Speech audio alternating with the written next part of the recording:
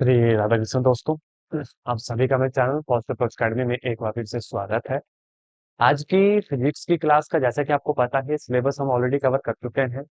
इसके छुटपुट एक दो ऐसे टॉपिक हैं जो आपको बताना चाहता हूँ, मिसलेनियस ही समझिए आपको। इनका भी जो है आपको पता होना चाहिए, और दोनों जितना भी आज कंटेंट कराऊंगा ये सारा कंटेंट जो +1 और +2 को ही बिलोंग करता है। लेकिन ये वो टॉपिक्स हैं, ये जो अभी की पॉइंट्स आपको लिखवाऊंगा ये वो की पॉइंट्स हैं जो एग्जाम में पूछे गए हैं और आगे भी पूछे जा सकते हैं। तो चलिए बिना वक्त गवाए आज की क्लास को शुरू करते हैं। एक सेकंड दीजिएगा।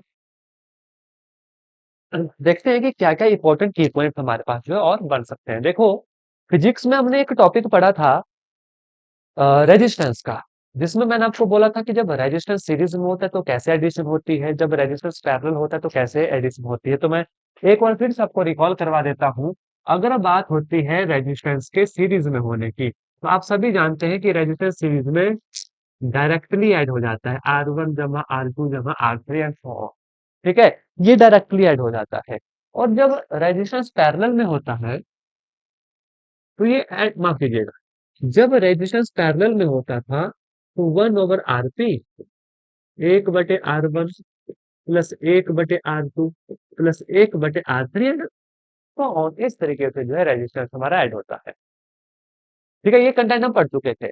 लेकिन एग्जाम में हो सकता है इसके साथ साथ आपको कैपेसिटर का भी पूछ लिया जाए। ठीक है, तो वो भी आपको पता होना चाहिए। तो ध्यान से सुनो ना, कैपेसिटर को डिनोट करते हैं इस साइन से। ठीक है, बताने की वैसे जरूरत तो होनी नहीं चाहिए, तो मैं डायरेक्ट आपको बताऊंगा। जब कोई कैपेसिटर जो होता है वो सीरीज में जुड़ता है, ध्यान से सुनना। जब कोई कैपेसिटर सीरीज में जुड़ता है तो उसका कैपेसिटेंस हो जाता है 1/CS, which is equal to 1/C1 plus 1/C2 plus 1/C3 and so on. इसका उल्टा चलता है, इसलिए मैंने दोनों आपको करवाए ताकि आपको ये आइडिया लग जाए। ठीक है, रेजिस्टेंस आप सभी जानते हैं इस तरीके का होता है, और कैपेसिटर जो है एग्जाम में इस तरीके का होगा। और बकायदा उन्होंने क्वेश्चन में लिखा भी होगा कि ये जो डायग्राम है ये कैपेसिटर का है एंड सो ऑन। और जब कैपेसिटर आपके पास पैरेलल होगा देन ये सीधा ऐड होगा। उस केस में जो है ये सीधा ऐड होगा। फॉर एग्जाम्पल, ये कोई सर्किट है जहां पर इसे बैटरी के साथ कनेक्ट किया, यहां पर दो कैपेसिटर मैंने जोड़े। ठीक है, जिसका एक का मान लो कैपेसिटेंस 5 माइक्रोफैराड है, इसका भी मान लो 5 माइक्रोफैराड है। ठीक है, आपसे पूछा जाएगा इस टोटल सर्किट का जो इक्विवेलेंस कैपेसिटेंस होगा वो कितना होगा।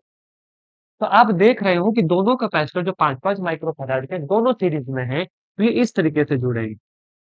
1/5 जमा 1/5, जो आ गया 2/5, और फाइनल आंसर आ जाएगा आपका 5/2, that is 2.5 microfarad will be your answer.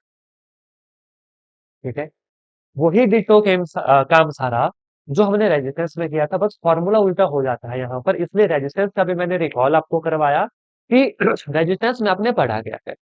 Series में जब रेजिस्टेंस होता था, देखो एक पकड़ना कोई कैपेसिटर पकड़ना कैपेसिटर पकड़ो, आपने रेजिस्टेंस पकड़ना पर रेजिस्टेंस पकड़ो, लेकिन एक पकड़ना कोई, अदरवाइज कंफ्यूजन बढ़ेगी।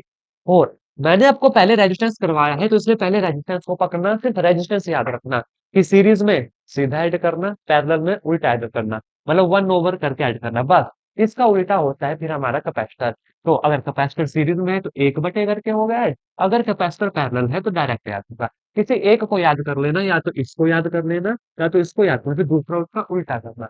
ये भी एग्जाम में क्वेश्चन पूछा जा सकता है, तो इन चीजों का खास ख्याल रखना।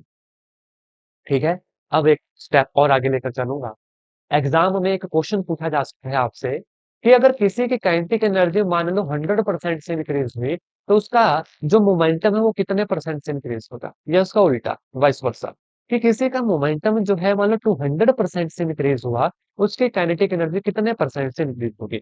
दो तरीके से क्वेश्चन किया जा सकता है, एक तो बेसिक अंडरस्टैंडिंग के साथ कि मान लो पहले एक्स फिर दूसरा 100x, दोनों का गैप निकालो, देन फाइनल परसेंटेज निकालो। लेकिन वो थोड़ा लेंथी प्रोसेस हो जाता है, तो कॉम्प्लिकेटेड प्रोसेस हो जाता है। तो यहाँ पर दो फॉर्मूला मैं आपको लिखवाऊंगा, और मान कर चलिएगा कि टैट एग्जाम में यहाँ से फिजिक्स वाले पोर्शन में क्वेश्चन देखने को मिल सकता है। आपको क्या कह रहा हूँ, if kinetic energy increase by n%, अगर काइनेटिक एनर्जी इंक्रीज कर रही है by n%, then momentum increases by momentum increase by, ये मोमेंटम कितने प्रतिशत से इंक्रीज करेगा, फॉर्मूला लिखिएगा। It is under the root of 100 plus n divide by 100 minus 1। इस पूरे को फिर मल्टीप्लाई करना है 100, आगे लगाना है परसेंट। ध्यान से देख लो, और ये मैं आज आपको कह दूं, ये टैट में भी पूछा जाएगा और टीजीटी कमीशन में ये क्वेश्चन तो कंफर्म है। टीजीटी कमीशन में ये क्वेश्चन कंफर्म है, आना ही है। तो अभी से इसको फॉर्मूला के साथ ही याद कर लो, अभी से आगे की प्रिपरेशन भी हो जाएगी, और टैट की तो होगी ही होगी इस फॉर्मूला से। टैट में भी पूछा जा रहा है, लेकिन टैट में वैल्यू छोटी देते हैं, 50% दे देते हैं, 60% दे देते हैं। टीजीटी कमीशन में 100% देंगे, 400% देंगे, 300% देंगे वैल्यू। तो याद रखना, अगर काइनेटिक एनर्जी n% इंक्रीज करती है, मोमेंटम इंक्रीज करता है 100 प्लस एन बटे 100 अंडर द रूट माइनस 1 गुना 100। यहीं पर दूसरा क्वेश्चन बनता है, ध्यान से सुनना। If momentum increase by n%, then kinetic energy increase by, formula बनेगा 100 प्लस एन डिवाइड बाय 100। यहां पर अंडर द रूट नहीं होता, इस पॉइंट पर स्क्वायर होता है, -1। फिर इस पूरे को मल्टीप्लाई करना है 100, साथ में लगाना है प्रतिशत। टैट में भी ये क्वेश्चन लास्ट एग्जाम में पूछा जा रहा है, 2023 में पूछा था, आई थिंक, मेरे को याद नहीं है। जब पीवाईक्यू करेंगे आपको भी आइडिया लगे। टीजीटी कमीशन में तो हर बार ये क्वेश्चन आया, हर कमीशन में ये क्वेश्चन आया हुआ है, ये जो दो फॉर्मूले मैंने आपको बताया। अभी हम बात करेंगे टैट की, क्योंकि टैट के लिए प्रिपेयर कर रहे हैं। विदाउट टैट टीजीटी मायने नहीं रखता है, ठीक है। तो ये फॉर्मूला याद रखना पड़ेगा। अब यहाँ पर भी किसी एक को याद करो। अगर काइनेटिक एनर्जी गिवन है, देन फॉर्मूला इज दिस। अगर मोमेंटम गिवन है, देन फॉर्मूला इज दिस। मैं इसका एक एग्जांपल लूंगा, ताकि चीजें और अच्छे से जो है आपको क्लियर हो जाए। जैसे कि इसका मैं एक एग्जांपल ले रहा हूँ, इसका मैं क्या ले रहा हूँ, एग्जांपल ले रहा हूँ। क्वेश्चन है, एक सेकंड दीजिएगा, कि काइनेटिक एनर्जी इंक्रीज कर रही है 50% से, यानी kinetic energy increase bye 50%। Kinetic energy 50% से इंक्रीज कर रही है। आपसे पूछा जाएगा काइनेटिक एनर्जी कितने प्रतिशत से इंक्रीज करेगी, आपको जानते हो, माफ कीजिएगा। काइनेटिक एनर्जी इंक्रीज बाय 50%, 50% से इंक्रीज कर रही है। मोमेंटम कितना प्रतिशत इंक्रीज करेगा, तो सीधा आपको कोई इसको बेसिक में नहीं जाना, सीधा फार्मूला को अप्लाई करो। दिस फार्मूला को कितना आ गया, देखो 150/100 -1 गुना 100%। ये देखो एलसीएम 100 आ जाएगा, 150 में से 100/50, 50/100 गुना 100, ये कितना आ गया, 50% से है, वो भी क्या करेगी, इंक्रीज करेगी। माफ कीजिए, कुछ गड़बड़ हो गई क्या। एक 100 प्लस एन 50 है, ठीक है, बटे 100 -1। हाँ, एक गलती की है हमने यहाँ पर, माफी चाहूंगा, ये गलती है यहाँ पर। प्रॉपर फॉर्मूला में डालता हूँ, अच्छे देखो, ये आया 150/100, इसका अंडर द रूट है पहले, है ना, इसका अंडर द रूट है। उसके बाद क्या है हमारे पास, -1 इंटू 100%। एक्चुअल में क्या हुआ, क्वेश्चन मैंने उल्टा ले लिया है, तभी कैलकुलेशन हमारी यहाँ पर ठीक नहीं बैठ रही। क्वेश्चन ये था कि मोमेंटम इंक्रीज कर रहा है 50% से, एक्चुअल में क्वेश्चन ये था। मैंने, क्योंकि इसका देखो रूट निकलेगा नहीं, क्वेश्चन अकॉर्डिंग टू दैट ही आते हैं, जैसे फॉर्मूला फिट बैठता है ना। ये क्वेश्चन मैंने थोड़ा सा गलत ले लिया, आपको इसकी जगह में 50 की जगह में 200 कर रहा हूँ, ताकि आपको ये आइडिया लग जाए क्वेश्चन क्या होगा। ठीक है, यहाँ पर मैं 200 कर रहा हूँ, यहाँ पर क्या कर रहा हूं, मैं 200 कर रहा हूँ। ठीक है, अब मैं इस क्वेश्चन को थोड़ा सा सॉल्व करूंगा, ताकि आपको थोड़ा आइडिया लगे। देखो क्या बोला, काइनेटिक एनर्जी इंक्रीज कर रही है 200% से, मोमेंटम कितने प्रतिशत से इंक्रीज करेगा। क्या पूछा है, मोमेंटम कितने प्रतिशत से इंक्रीज करेगा। मैं पूरा फॉर्मूला में अच्छे से डाल के करूंगा। 100 प्लस 200 डिवाइड बाय 100 -1 है बाहर, ठीक है। इसके बाद है मल्टीप्लाई बाय 100%, मतलब सिंपल फॉर्मूला में आपको डालनी है वैल्यू। तो 200 जमा ये कितना हो गया, 300/100 under the root -1 multiply by 100%। ठीक है, जो कितना हो गया, ये हो गया under the root of 3 - 1 multiply by 100%। ठीक है, और अंडर द रूट 3 कितना होता है, 1.71 के आसपास। 1.71 -1 मल्टीप्लाई बाय 100%। ये कितना आ गया? 0.71 मल्टीप्लाई बाय 100%। ठीक है, यहाँ पर क्या हमने कुछ गलत तो नहीं किया? ठीक है, तीन तीन में से एक, ठीक है, 100, ठीक है। तो इसको अब अकॉर्डिंग टू दैट अगर एग्जामिनर ने जैसा ऑप्शन लिखा होगा 71% भी हो गया, देखो अगर मल्टीप्लाई कर देंगे 71% भी हो गया, या एग्जामिनर इसी तरीके से भी आपको ये क्वेश्चन दे सकता है, इसी तरीके से भी ये क्वेश्चन आपको दे सकता है। हाँ, एक टाइप से और इसको क्वेश्चन को मैं आपको करवा देता हूँ। ठीक है, एक क्वेश्चन आया है कि if kinetic energy increase bye 300%, अगर काइनेटिक एनर्जी 300% है, अभी तक जो एग्जाम में क्वेश्चन आया ना वो डायरेक्टली सॉल्व हो जाते हैं, मतलब जैसे यहाँ पर तो मैंने आपको रैंडम एग्जाम्पल ले लिया है ना, लेकिन एग्जाम में आपको ऐसे क्वेश्चन आते हैं जो सॉल्व हो जाते हैं, जैसे कि ये जो एन है ये 300% है, यानी कि जो हमारा काइनेटिक एनर्जी है ना वो 300% इंक्रीज हुई। जब 300 डालेंगे यहाँ पर, 300 जमा 100, 100/100 4 आएगा, 4 का रूट 2 आएगा, 2 माइनस 1 होगा, तो कितना आ जाएगा? 100। अगर काइनेटिक एनर्जी 300% इंक्रीज करती है तो आप डायरेक्ट अब कह सकते हो कि इसका जो मोमेंटम है वो 100% इंक्रीज करेगा, इसका जो मोमेंटम है वो 100% इंक्रीज करेगा। सेम क्वेश्चन यहां से, अगर इसका मोमेंटम अगर इसका मोमेंटम मान लो 50% से इंक्रीज करता है, अगर इसका मोमेंटम 50% से इंक्रीज करता है, काइनेटिक एनर्जी कितना इंक्रीज होगी? देखो, 100 जमा 50, 150, देखिएगा ध्यान से, 150/100 का स्क्वायर माइनस 1 गुना 100%, 0 से 0, ठीक है, कितना आया ये? 15 15 225, 225/100 माइनस 1 गुना 100, ये आ गया 225 माइनस 100/100 गुना 100%, इससे ये कैंसिल हो गया, 225 में से एक है 100, 125% बिजली हो रहा है। क्या बोला था? अगर आपका मोमेंटम 50% से इंक्रीज करता है, आपकी काइनेटिक एनर्जी कितने प्रतिशत से इंक्रीज करेगी? ये मैंने वैल्यू पुट की, हमारा आंसर निकला 125%। आपको सिंपल क्या याद रखने हैं? आपको जस्ट ये दो फार्मूला याद रखने हैं कि कौन सा फार्मूला किस चीज के लिए आपको अप्लाई करना है। यहाँ पर दो फार्मूला, दोनों में कंफ्यूजन होता है। एक में है काइनेटिक एनर्जी इंक्रीज करवानी है, एक में मोमेंटम इंक्रीज करता है। देखो, काइनेटिक एनर्जी इंक्रीज करेंगे then momentum in under the root में, अगर मोमेंटम इंक्रीज करता है काइनेटिक एनर्जी निकालनी है देन 100 प्लस एन, ये स्केयर, वहां रूट, यहाँ पर स्केयर, बाकी फॉर्मूला से। ये दो फार्मूले आपके टीजीटी कमीशन तक साथ चलेंगे, टैट में भी अब पूछे जाते हैं, टैट में भी अब पूछे जाते हैं। और एक चीज मैं और आपको बता दूं, टैट में जितनी बार ऐसा क्वेश्चन आया है एक ही वैल्यू दी गई है, एन की 50%। लिख लो इसको, बार बार जो क्वेश्चन रिपीट हुआ है वो वैल्यू 50% के साथ रिपीट हुआ है, और अभी जो मैंने आंसर निकाला 125%। तो अब एग्जाम में अगर क्वेश्चन सीधा आया तो सॉल्व करने की भी जरूरत नहीं होनी चाहिए, सीधा 125% will be right answer for this question. और टीजीटी कमीशन में जितनी बार ये क्वेश्चन पूछा गया है हमेशा 300% के साथ पूछा गया है, उसमें 100% हमेशा वैल्यू आती है। लेकिन ऐसा समझने के बजाय, देखो जो क्वेश्चन बार बार रिपीट हो रहा है वो बताना मेरा फर्ज है, बाकी क्वेश्चन सॉल्व कैसे होगा वो भी मैंने आपको बता दिया। जरूरी नहीं यही वैल्यूज आए, आगे पीछे वैल्यू हो सकती है, लेकिन आपको ये फॉर्मूले पता होने चाहिए। ठीक है, ये पता होना चाहिए। इसके बाद हमने इलेक्ट्रिक फील्ड के बारे में पढ़ा, हमने मैग्नेटिक फील्ड के बारे में पढ़ा। यहाँ पर एक कॉन्सेप्ट आपको बताना चाहूंगा, इलेक्ट्रिक फ्लक्स। इलेक्ट्रिक फ्लक्स ध्यान से सुनना, वैसे बहुत समझने की जरूरत नहीं है, टीजीटी कमीशन का ही टॉपिक है, फिर भी टैट एग्जाम में इसका एक्सप्रेशन पूछा जा रहा है।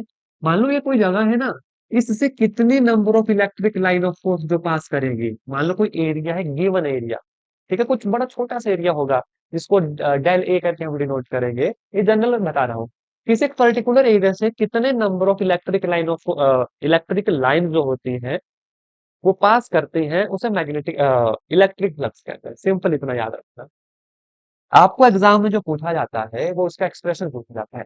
इलेक्ट्रिक फ्लक्स को डिनोट करते हैं फाई से, क्यू बटे एप्सिलॉन नॉट। सिंपल आंसर है। इलेक्ट्रिक फ्लक्स बाय अ चार्ज्ड पार्टिकल, ऑब्वियस सी बात है, इलेक्ट्रिक है, चार्ज वहां पर होगा, क्यू वहां पर होगा, करंट वहां पर होगा। इलेक्ट्रिक फ्लक्स के लिए फॉर्मूला है फाई से डिनोट करते हैं। हो सकता है एग्जामिनर फाई ना बोले, सीधा एक्सप्रेशन पूछे क्यू बटे एप्सिलॉन नॉट, जहां पर एप्सिलॉन नॉट अब बताने की मुझे जरूरत होनी नहीं चाहिए। ठीक है, ये परमिटिविटी रहती है, वैल्यू भी इसकी आपको बता चुका हूँ ऑलरेडी मैं।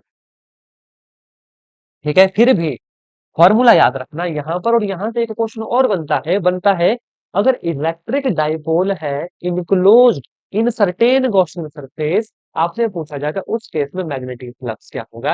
मैं पूरी स्टेटमेंट लिखवा रहा हूँ, इंपॉर्टेंट है, तो इस स्टेटमेंट को याद करना पड़ेगा प्लीज। स्टेटमेंट याद करना पड़ेगी, क्या है ध्यान से सुनना। इफ इलेक्ट्रिक डाइपोल, अब देखो यहाँ पर मैं इलेक्ट्रिक डाइपोल आपको बता नहीं रहा क्योंकि जरूरी नहीं टाइट एग्जाम के लिए, लेकिन ये जो पूरी स्टेटमेंट लिखवा रहा हूँ ये जरूरी है। ठीक है, ये इलेक्ट्रिक डाइपोल होता क्या है, मैग्नेटिक डाइपोल होता क्या है, ये कमीशन के लिए इंपॉर्टेंट है, कभी बाद में डिस्कस करेंगे जब कमीशन की क्लासेस होंगी। देखो, अभी टाइट के लिए इतना डीप जाने की जरूरत नहीं, लेकिन हाँ जो पूछा जाता है वो मैं आपको बता रहा हूँ। ये इलेक्ट्रिक डाइपोल एनक्लोज्ड इन, देखो एनक्लोज है किसी सरफेस के अंदर, इन certain Gaussian surface, Gauss law भी इसे कहते हैं, लेकिन इतने डीप में अभी आपने जाना नहीं है। इतनी डीप में जाओगे तो जो पुरानी चीजें हैं वो भी स्किप आउट हो जाएंगी। ये वो क्वेश्चन है जो आ भी सकता है, नहीं भी आ सकता, लेकिन आया तो पता होना चाहिए। If electric dipole enclosed in certain Gaussian surface, ये मैं अंडरलाइन क्यों कर रहा हूँ, ताकि क्वेश्चन पहचानने की याद हो। एग्जाम में जैसे देखा, अच्छा इलेक्ट्रिक डाइपोल, अच्छा एनक्लोज्ड है, अच्छा गॉसियन सरफेस है, आंसर क्या होना चाहिए। इन चीजों से एमसीक्यू एग्जाम के लिए याद रहता है कि हाँ ये हमने पढ़ा था। If electric dipole enclose in certain Gaussian surface, then electric flux पूछा जाएगा, then electric flux, then phi, ये हमेशा याद रखना जीरो होती है। और पूछा जाएगा कि electric flux over a closed surface, देखो ध्यान से अगेन कह रहा हूं, electric flux over closed surface, इसमें कंफ्यूज मत होना, ओवर क्लोज्ड सरफेस। इसलिए मैंने यहां पर चीजें अंडरलाइन की। आप हो सकता था क्लोज्ड सरफेस करके आप इसी को समझ लेते कि एनक्लोज्ड है किसी सरफेस में, आपने जीरो कर दिया। ध्यान से सुनना, इलेक्ट्रिक फ्लक्स ओवर, देखो ध्यान से, ये है over a closed surface, Q over of pilot not. Simple पूछे तब भी यही होगा, ओवर पूछे कि ओवर है किसी सरफेस के तब भी यही होगा, और पूछे कि enclosed in Gaussian surface, then ये फाई क्या होगा आपका, जीरो होगा। तो ये दोनों एक्सप्रेशन अच्छे से याद कर लेना, याद मतलब याद तो आपको हो गई, लेकिन पहचानना ऐसा नहीं कि क्लोज्ड सरफेस से पढ़ा कि ये जीरो कर दिया ना, ये ओवर है, over close surface that it is Q over epsilon naught, सीधा पूछा जाएगा टेन बी क्यू ओवर एप्सिलॉन नॉट। अगर कंडीशन लगाई उन्होंने डाइपोल की, कि डाइपोल है एनक्लोज्ड इन गॉसियन, से याद रखना गॉसियन सरफेस में, देन आपका जो इलेक्ट्रिक फ्लक्स है वो क्या होगा, जीरो होगा। वो क्या होना चाहिए उस केस में, जीरो होना चाहिए। बड़ी इंपॉर्टेंट रिलेशन ये है, क्वेश्चन पूछे गए। इसके आगे आपको लेकर चलूंगा, वेलोसिटी के बारे में सभी जानते हैं, एंगुलर वेलोसिटी के बारे में सभी जानते हैं। What is angular velocity. Angular velocity होती है कि कब किसी मतलब कोई ऑब्जेक्ट को अगर हम गोल घुमा रहे हैं किसी एक्सिस के अराउंड, फॉर एग्जांपल मान लो ये कोई ऑब्जेक्ट है जो गोल घूम रहा है, वहां पर एंगुलर वेलोसिटी का कॉन्सेप्ट आता है। क्वेश्चन आ सकता है कि what is the relationship between linear velocity and angular velocity. ठीक है, तो v जो होता है ये आर क्रॉस होता है ओमेगा, याद रखना है, डॉट नहीं होता है, ये आर क्रॉस ओमेगा होता है। ओमेगा होता है एंगुलर वेलोसिटी, ये है एंगुलर वेलोसिटी।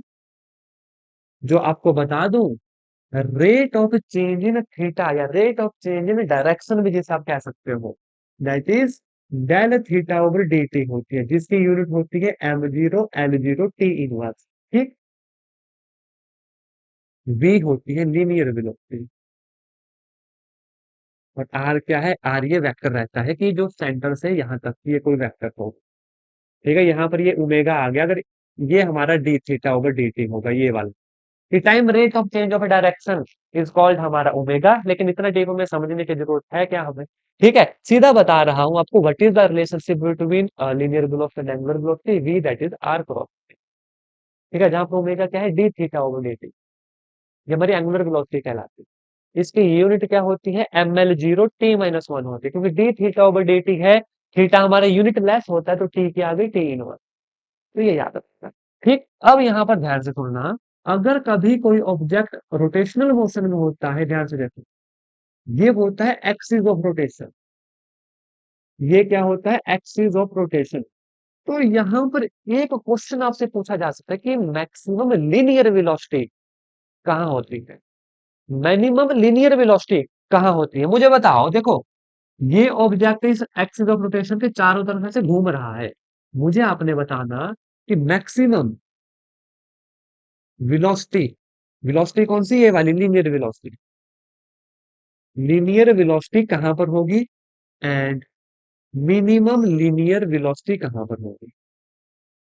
तो मैं आपको बताऊं, ध्यान से सुनना, linear velocity at the axis of rotation, यानी जो लीनियर वेलोसिटी इस पॉइंट पे होगी, इस पॉइंट पे वो मिनिमम होगी, दैट इज जीरो। कहां पर? एट एक्सिस ऑफ रोटेशन पर, एट एक्सिस ऑफ रोटेशन। ठीक है, और मैक्सिमम को भी एट इट्स फारेस्ट पॉइंट, यानी इस पॉइंट पर देखो गोल घूम रहा होगा, इस पॉइंट पर इसकी जो लीनियर वेलोसिटी होगी वो मैक्सिमम होगी। तो यहां पर लिख रहा हूं फार्थेस्ट पॉइंट, फार्थेस्ट पॉइंट पर। कहां से? फ्रॉम एक्सिस ऑफ रोटेशन से। क्या कहा मैंने? जब कोई ऑब्जेक्ट गोल घूमता है अराउंड मतलब जिसमें सेंटर ऑफ एक्सिस है कोई, ठीक है, एक्सिस ऑफ रोटेशन, इसके अराउंड जब घूम रहा है, तो लीनियर वेलोसिटी की जो बात हो रही है वो मिनिमम होगी इस एक्सिस पर। देखो ना, अगर कोई एक ऑब्जेक्ट है ऐसे घूम रहा है मान लो, ठीक है, इसके सराउंडिंग में, तो इसकी जो मिनिमम होगी वो होगी एक्सिस ऑफ रोटेशन पर, होगी कितनी? जीरो होगी। फिर इस तरह बढ़ती जाएगी, बढ़ती जाएगी, बढ़ती जाएगी। मान लो ये फार्थेस्ट पॉइंट है, तो इस पॉइंट पर जो उसकी लीनियर वेलोसिटी होगी वो सबसे ज्यादा होगी, याद रखना। और बात करेंगे एंगुलर वेलोसिटी की, ओमेगा सेम रहेगा हर पॉइंट। इसमें, इस केस में, यहाँ हर पॉइंट पर ओमेगा की वैल्यू क्या रहेगी? सेम रखेंगे। And what is the relationship between the linear velocity and omega? It is हमारा v that is equal to r cross omega. ये भी आपको पता होना चाहिए। और अब इससे एक स्टेप आगे लेकर चलूंगा, momentum of inertia. Momentum of inertia of disc का पता होना चाहिए, स्फीयर का पता होना चाहिए, होलो स्फीयर का पता होना चाहिए, रॉड का पता होना चाहिए, हमारी इस अर्थ का मोमेंटम ऑफ इनर्शिया पता होना चाहिए। क्वेश्चन पूछा जा सकता है एग्जाम में, इसलिए इसकी वैल्यू सीधी याद करना। निकली कहाँ से वो टीएसटी कमीशन में पढ़ेंगे, लेकिन वैल्यू टैट में पूछी जा सकती है, वो यहाँ पर पढ़ना जरूरी है। एक सेकंड दीजिए।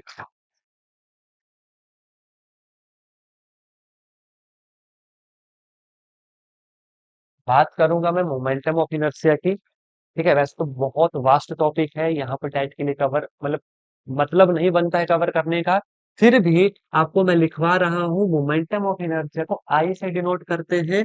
ये होता है हमारा एम आई आर आई का square, I ranging from 1 to n। घबराना नहीं कि मैं लिख क्या रहा हूँ ये।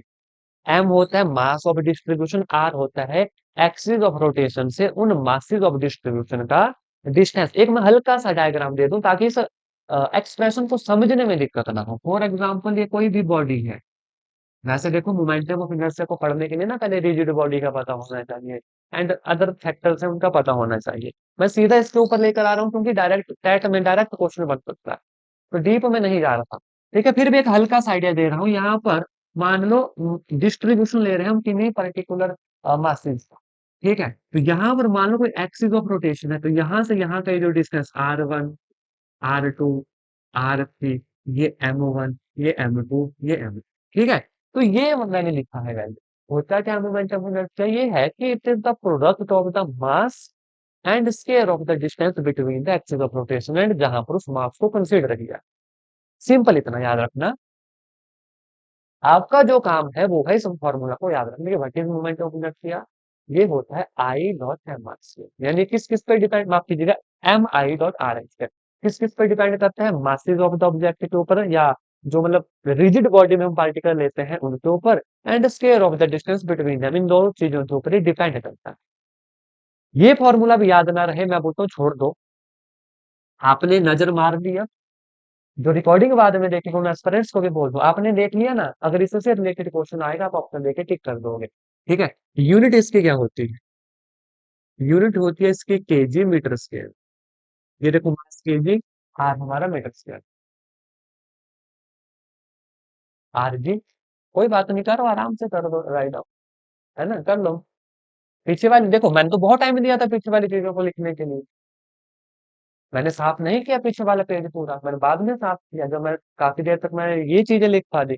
ठीक है, इसको मैं नहीं करूंगा साफ, जो इंपॉर्टेंट चीजें मैं रखूंगा यहाँ पर।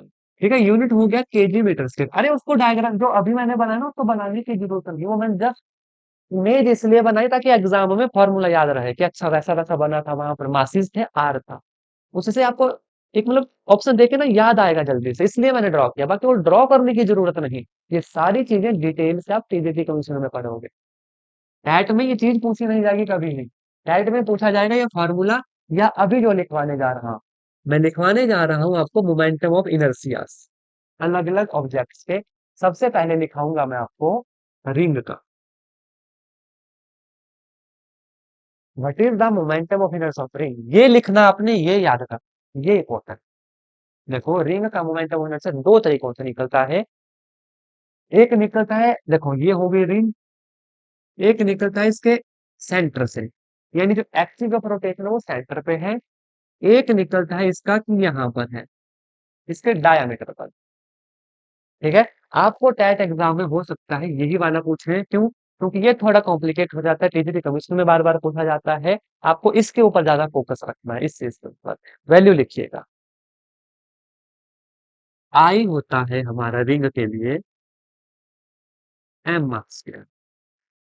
आई क्या होता है? एम मास स्क्वायर होता है। ये है कब? जब सेंटर ऑफ एक्सिस, ए माफ कीजिएगा, axis passing through centre, axis passes through centre, जब एक्सिस सेंटर से जो है पास करती है, ये याद रखना है। दूसरा, आई होता है एम आर स्क्वायर बटे दो, जब axis passes through diameter, axis passes through diameter. ध्यान रखना, अगर एग्जामिनर ने ये लिखा ही नहीं, सीधा पूछ लिया कि what is the momentum of inertia of a ring, जब भी सीधा पूछा जाता है उसका मतलब ऑब्वियस होता है कि वो सेंटर से पास कर रहा है एक्सिस, तब ये आंसर मिलता है। डायमीटर के केस में हमेशा एग्जामिनर लिखेगा कि इसका सेंटर ऑफ इनर्शिया है, आपको कहां से, लेकिन डायमीटर से। ये याद नहीं लिखा है, देन आपका सभी आंसर जो है यहाँ के होने चाहिए एक्सिस पासिंग थ्रू सेंटर। ये दो वैल्यू है रिंग के लिए। इसके बाद आता है डिस्क। डिस्क का होता है सीधा एक दिया जाता है, हाफ एम आर स्क्वायर। इसमें और कुछ याद नहीं रखना, इसमें ना तो डायमीटर पूछा जाएगा, ना तो एक्सिस ऑफ सेंटर पूछा जाएगा। ये सीधा डायरेक्ट आपको आंसर पता होना चाहिए, हाफ एम आर स्क्वायर होता है, when is axis passing through the centre. और डिस्क में हाफ एम आर स्क्वायर आपका आंसर होता है। अब ये क्रैम मत करना कि सभी को हाफ एम आर स्क्वायर समझा, क्यों? क्योंकि देखो रिंग का एम आर स्क्वायर होता है। इसके बाद आता है यूनिफॉर्म रॉड का। यूनिफॉर्म रॉड, रॉड मतलब इस तरीके की रॉड, ठीक है, जिसकी लेंथ एल होती है, इसकी वैल्यू याद होनी चाहिए। ये होता है 1/12 एम एल स्क्वायर। कब? यहाँ पे भी दो केस बनते हैं, एक्सिस पासिस थ्रू सेंटर, जब एक्सिस सेंटर से पास करती है। एक और होता है, that is 1/3 m l square, axis passes through diameter, जब एक्सिस डायमीटर से पास कर रही है। ठीक, इसके बाद ध्यान से सुनिए, momentum of inertia for hollow sphere. Hollow sphere, मुझे ये बताओ, रिंग यानी सर्कल और स्फीयर का डिफरेंस क्लियर है आपको? What is the ring and what is sphere, ये डिफरेंस क्लियर है? स्फीयर और रिंग का डिफरेंस क्लियर है, यस और नो? दोनों सर्कल और sphere are two different thing, तो आप, हाँ ठीक। और hollow sphere and solid sphere का भी पता है, ये भी क्लियर कर दो। Hollow sphere and solid sphere का पता है, ठीक है। अर्थ हमारी हॉलो स्फीयर है या सॉलिड स्फीयर है? अर्थ, अर्थ हमारी हॉलो स्फीयर हुई या सॉलिड स्फीयर हुई? सभी से आंसर चाहूंगा प्लीज।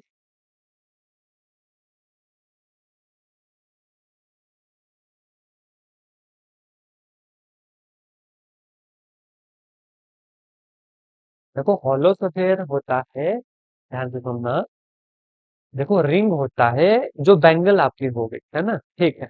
जो रिंग होता है ना वो होगी बैंगल आपकी, मतलब देखिए आप ना, मैं उसको कैसे एक्सप्लेन करूँ, हम समझ गए व्हाट इज रिंग। ये है रिंग हमारा, है ना।